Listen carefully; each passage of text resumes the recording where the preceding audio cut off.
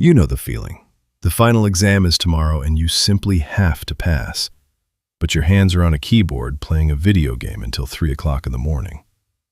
Or maybe the deadline for a huge project is breathing down your neck. Yet you find yourself scrolling through TikTok, telling yourself you just need a 5-minute break. But that break turns into 3 hours. This is self-sabotage. It is the act of actively undermining your own goals. We often see it as procrastination, but it also shows up in subtle ways like imposter syndrome. It's the fear of being exposed as a fraud, and that fear can make you sabotage the very opportunities you deserve. But here's the thing. What all these behaviors have in common is that they aren't just happening to you. There's strategies deployed by you against you. And if you feel this way, I want you to know that you're not the exception. You're the rule. The numbers are actually pretty stunning. Studies show that anywhere from 62 to 82% of people will experience imposter syndrome at some point. And in university settings, up to 95% of students admit to having a problem with procrastination. Self-sabotage isn't reserved for a few dysfunctional people. It's part of our brain's factory settings, but we don't all experience it in the same way. Think of it like a spectrum. On the far right in the red zone, you have chronic, life-altering patterns that repeat no matter the situation.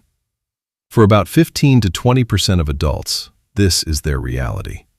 And sometimes this is linked to neurobiological differences, like ADHD, that make these patterns really hard to break. But the vast majority of us, probably 60 to 80%, live in the gray zone. We're mostly fine.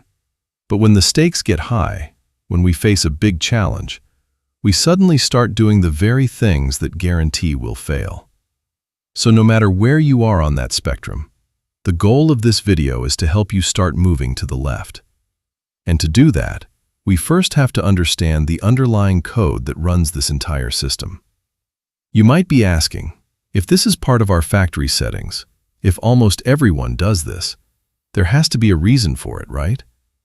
We usually think of the brain as a simple pleasure-seeking system, always chasing a dopamine hit. But the truth is, your brain is a prediction machine first and a pleasure machine second. From an evolutionary perspective, its primary job isn't to make you happy. It's to keep you alive. And to do that, it needs to predict exactly what is coming next. So it constructs an internal model of your reality. In the past, for your survival, this was mostly about your physical environment. But today, it also includes your identity and your sense of worth. To make this easy to visualize, I want you to imagine a simple graph in your mind. On the vertical axis, you have your competence, or your worth. Your brain draws a flat line across this graph. This is your internal baseline. It represents exactly how good or how safe your brain expects things to be. And the brain's biggest fear, a fear far greater than failure, is the terror of finding out that this line is in the wrong place. When the reality of the external world moves away from that line, it tears open a gap. This vertical gap is called a prediction error. And to your primitive brain, that gap signals danger. Self-sabotage in all its strange forms is a strategy your brain uses to close that gap. This plays out in two main ways. The first path is common in people with high but fragile self-esteem. Your internal baseline is set very high. It says, I am, or I should be, highly competent. But the external world is full of messy, uncertain data. Things like exams and performance reviews might prove otherwise. That creates a gap between your high expectation and the messy reality. So what do? You refuse to let the data be collected. You engage in behavioral self-handicapping. Maybe you stay up all night or drink before the big presentation, or start the project at the last minute. It's basically a clever protective shield. If you fail, you can just blame the handicap. I failed because I was tired. But if you succeed, you get to believe you're a genius. I succeeded even though I was tired. By sabotaging your performance, You protect that high baseline from ever being disproven. The second path is common for those of us with lower self-esteem, the ones who struggle with imposter syndrome. Here, your internal baseline is set very low. It says, "I'm not good enough. I'm a fraud." But then the external world gives you a promotion or someone gives you a heartfelt compliment. Suddenly, the reality line shoots way up above your baseline. This sudden success is a massive prediction error. The world is telling you that you're valuable, but your baseline says you're worthless. And that gap feels incredibly unsafe. So, you do what is called claimed self, handicapping. You might constantly tell people you're feeling sick or overwhelmed before a big task. It lowers their expectations, sure, but the cost is that you slowly train everyone around you to see you as fragile and unreliable. You are trading your long-term potential for a moment of immediate safety. It is a retreat to the familiar pain of not being good enough simply because your brain prefers a predictable failure over a terrifying, uncertain success. And here's the frustrating part. Even when you understand all of this, even when you see the pattern and you desperately want to change, why does it still feel impossible? Why can't you get your body to do the thing you logically know you should do? Because this isn't just a psychological game. In the end, it's a battle of biology. When that gap on the graph appears, your brain's threat detection center, the amygdala, can sound the alarm. It sees the uncertainty as a danger to your identity. So, it basically shoves your rational brain out of the driver's seat to take control of the wheel. You're in fight or flight mode now.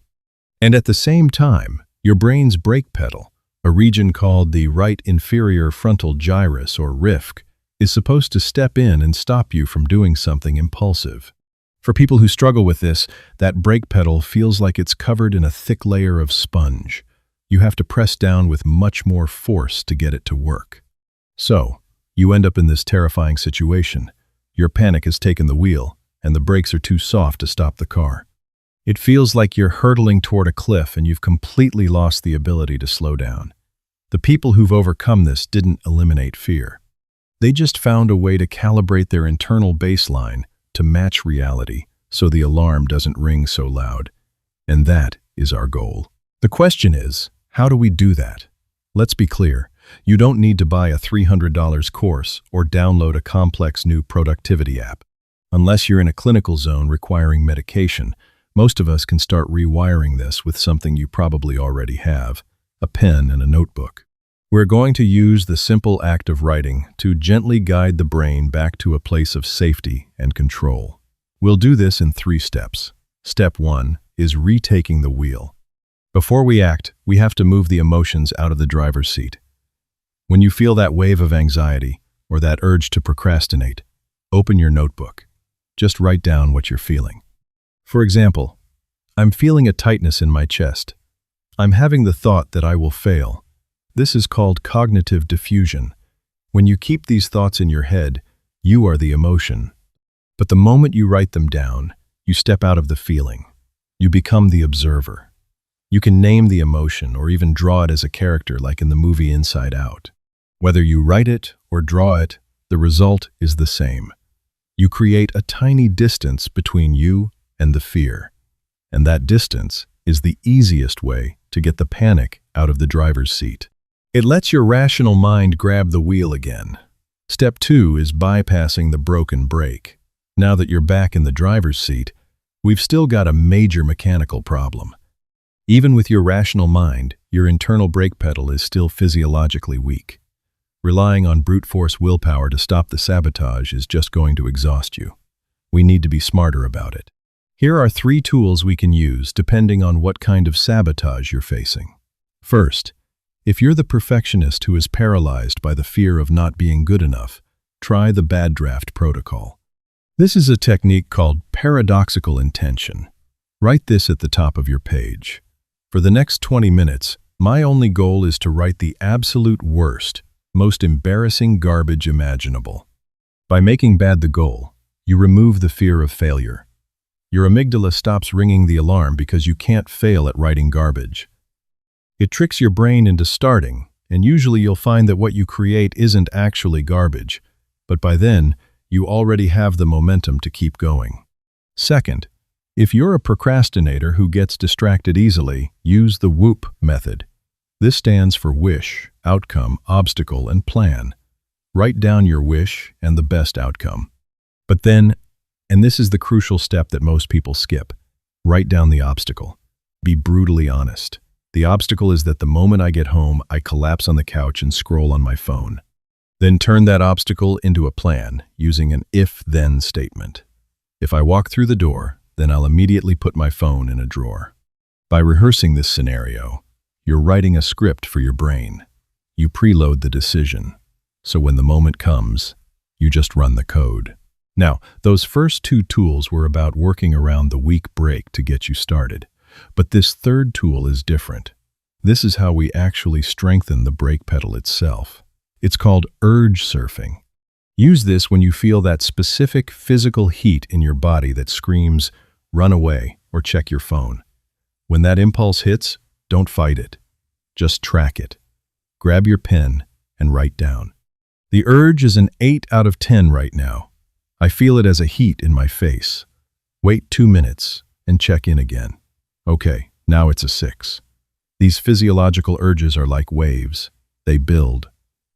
They peak, but they always crash within about 20 minutes. And by riding that wave and not acting on it, you're doing a rep in the gym for your brain. You're training that brake pedal to handle physical urges, just like step 1 helped you handle the emotional ones. So the next time you need to stop, you'll find it's a little bit easier. Step 3 is the final step. And it's the most critical, closing the gap. The tools we just covered help in the moment. But for real and lasting change, we need to adjust that baseline we talked about earlier.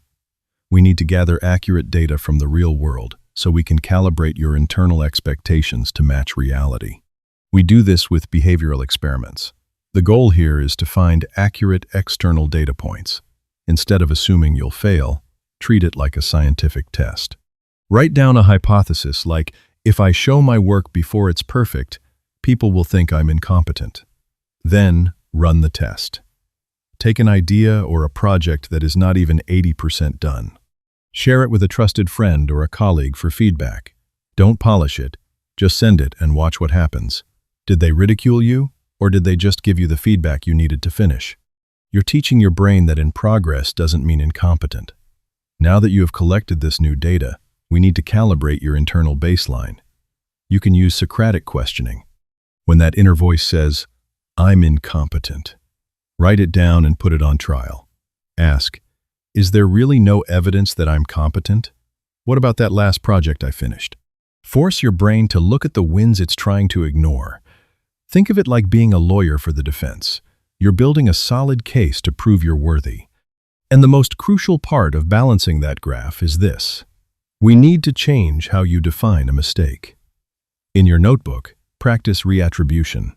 When things go wrong, instead of writing, I'm such an idiot, I always mess this up, write, this is just data I can learn from. When you treat a mistake as information, instead of a character flaw, the brain stops seeing it as a threat.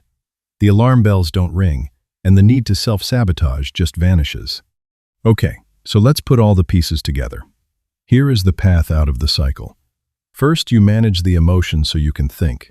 Then you bypass the unreliable brake so you can act. And finally, you calibrate the baseline so you can stop fighting a war against yourself. I know this sounds like a lot, but remember, you don't have to do it all at once. If you're not sure where to begin, just start with step 1. Open your notebook and simply write down the emotion you're feeling right now. And as always, I've created a free PDF for you with templates for all of these writing exercises. You can download it using the link in the description below. I want you to imagine that spectrum again. Maybe today you feel like you're on the far right end. But every time you pick up that pen, every time you surf an urge or give yourself permission to be imperfect, you're taking one small step to the left. You're closing the gap and proving to your brain that the world is actually safer than it thought. This isn't about becoming a different person. It's about slowly, gently taking back the wheel. Thanks for watching. I hope this gives you something useful you can actually try. Next time, we're going to explore how this same system of self-sabotage shows up in our closest relationships. But until then, take care. I'll see you in the next one.